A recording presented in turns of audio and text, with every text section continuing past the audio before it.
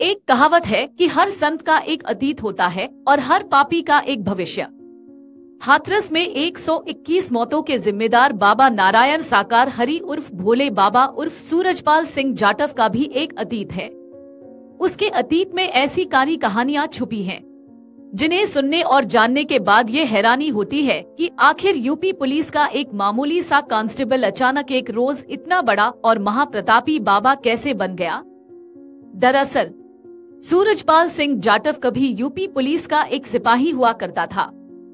इस दौरान लंबे समय तक उसकी पोस्टिंग लोकल इंटेलिजेंस यूनिट यानी LIU में रही, लेकिन नौकरी के दौरान ही उस पर यौन शोषण का आरोप लगा और उसको गिरफ्तार कर लिया गया। इसके बाद उसे जेल जाना पड़ा और इसी जेल यात्रा के चलते उसकी पुलिस की नौकरी भी चली गई।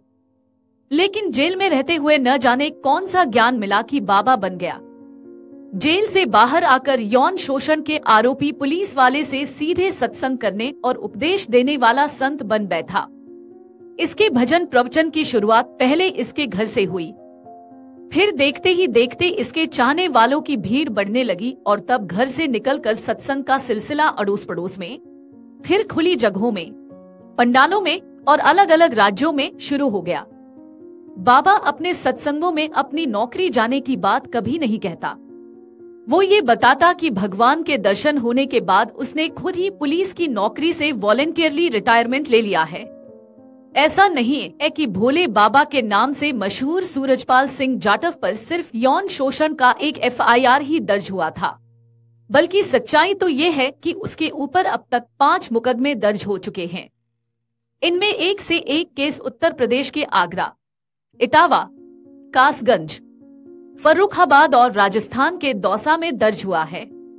बाबा को जानने वाले बताते हैं कि जेल से बाहर आने के बाद उसने लोगों ये से कहना शुरू कर दिया कि उसे भगवान का साक्षात्कार हो गया है।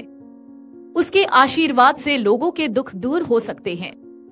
लेकिन वो दूसरे बाबाओं की तरह भगवा वस्त्र नहीं पहनता था और ना ही उनकी तरह बाल और दाढ़ी रखता, बल्कि इसके उलट वो हमेशा सफेद सूट में ही नजर आता और शायद यही उसकी एक USP यानी यूनिक सेलिंग पॉइंट भी बन गई।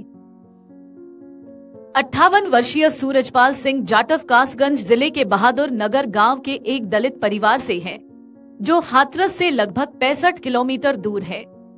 इस गांव की प्रधान नाजिस खानम के पति जफर अली ने बताया वो शादीशुदा है, उनके कोई बच्चे नहीं हैं। पुलिस बल छोड़ने के बाद उन्होंने अपना नाम भोले बाबा रख लिया था, जबकि उनकी पत्नी को माताश्री के नाम से जाना जाता है।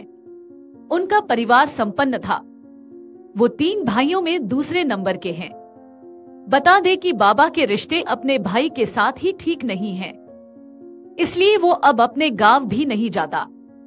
फिलहाल उनके भक्त उत्तर प्रदेश के अलावा उत्तराखंड, हरियाणा, राजस्थान और दिल्ली के अलावा देश के दूसरे हिस्सों में भी मौजूद हैं, जो सत्संग में आशीर्वाद लेने पहुंचते हैं। फिलहाल हाथरस वाले हादसे के बाद FIR तो दर्ज हो गई है, लेकिन FIR में बाबा का नाम नहीं है। FIR में नाम न होने के बावजूद हादसे के बाद से बाबा फरार यानी गायब है।